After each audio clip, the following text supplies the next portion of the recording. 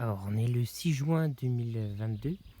Alors, je voulais aborder la question de l'eau. Voilà. Parce que vraiment, on a eu un mois de mai très sec, même l'hiver pas trop plu. Donc, il y a 3 jours, il y a 2 jours même, jeudi, j'étais venu arroser. Parce que c'était sec, ça faisait longtemps. Et puis l'hiver, le sol avait plein de fissures. Et j'avais 350, moins que ça. Il y a dû y avoir une bonne pluie d'orage là. Donc je suis content parce que je commençais à m'inquiéter, j'avais plus d'eau dans la cuve. Et là je me suis mis à réfléchir à des solutions pour avoir de l'eau parce qu'on n'est que en juin et si ça fait comme chaque année l'été est sec, pour mes arbres ça sera pas pratique. Donc pensez bien si vous allez acheter un terrain, pensez vraiment à la question de l'eau, c'est vraiment la base de tout. Sinon ça sert à rien de planter quoi, sinon si c'est sec après ça va canner. Donc voilà, donc moi j'avais le terrain, il y avait la cuve, elle était remplie. Là je suis en année 2, 3 les autres années. Cet hiver, je n'ai pas trop fait attention, il devait y avoir un tuyau qui n'était pas très bien raccordé. Je me dis, elle a des fuites, tout ça. Donc j'avais anticipé les citernes d'eau, je voulais trouver des citernes. Bon ça se trouve, hein, bon, en grande surface, ça coûte assez cher quand même, je trouve. Mais dans des entreprises, on peut en trouver un peu moins cher ou sur le bon coin, tout ça. Et le plombier de la ville, il m'a dit, mais pourquoi tu prends pas des chauffe-eau et tout, ça en plus c'est costaud, l'acier, tout ça. Bon, c'est vrai, bon, c'est pas si pratique que ça dans le sens où il faut avoir mettre des tuyaux. Alors, la plomberie, ça coûte assez cher, je trouve, hein. Ce qui est normal, bon, c'est de l'acier. Après, il faut meuler, ça demande plus de bricolage, quoi, les raccords. Voilà, j'en ai un là. Ça sera déjà mieux que le tonneau que j'avais. Je vais essayer de trouver des tuyaux qui correspondent. Parce que j'avais surélevé pour passer l'arrosoir, mais l'arrosoir passe pas. Les sous, ça va. Mais je pense, je sais pas, j'essaierai de trouver des raccords d'un tuyau.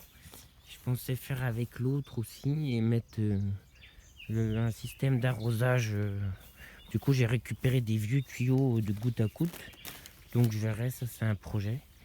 Tout se fait petit à petit. Donc on voit que ça a quand même mouillé. C'est bien, je pense que je vais peut-être essayer de biner. Donc je vais vous montrer ce que j'ai fait là vite fait. Je vous ai montré, j'ai une autre vidéo où je vais essayer peut-être de me refaire une cuve de stock. Mais alors là j'ai acheté le livre de la ferme autonome qui est une super chaîne YouTube. Il a fait un livre, Vivre sans argent, tout ça. Puis j'avais vu dedans, mais j'étais un peu plus sceptique, même un peu moqueur. Je l'avais vu juste mettre des petits bouts de, de, de tôle ou de bâche. Et finalement, enfin, c'est souvent comme ça, il y a des trucs qui font écho. Et puis finalement, bah, petit à petit, bah, moi aussi, je me dis, tiens, bah, je vais essayer de faire ça pour remplir mes baignoires. Alors là, mon coût, c'est zéro, hein. C'est tout de la récup, les tuteurs, tout ça, la baignoire. Mon frangin fait pas mal de rénover des apparts, des travaux, quoi, les artisans. Il m'avait regardé des baignoires. Donc voilà, ça j'ai toujours vu les baignoires dans le jardin de mon grand-père. C'est une technique, c'est pas forcément très esthétique, mais c'est pratique. J'ai vu qu'à la grange, enfin à l'hangar, il y a plein de d'auges aussi. Alors les gros problèmes avec l'eau, c'est d'éliminer les fuites. Donc voilà l'autre truc. Donc là c'est des bouts de tôle que j'ai trouvés. Elles étaient percées, j'ai juste posé dessus. En plus, ça évitera l'air de trop pousser. Et on verra comment que ça coule. Voilà, je vais voir comment que ça se remplit. Peut-être que je remettrai des petits chéneaux, là, je verrai. Je peux regarder ça. Je vais peut-être faire des trous pour voir compléter ça. Donc voilà, quelques petites solutions d'eau. Réfléchir, bien sûr, on a les pompes. Là-bas, on a un puits. Le voisin a un petit étang, mais alors ça c'est pareil, que les restrictions d'eau, ils sont de plus en plus casse-couilles là, avec leurs trucs. Parce qu'il se comprend, mais il y a quand même.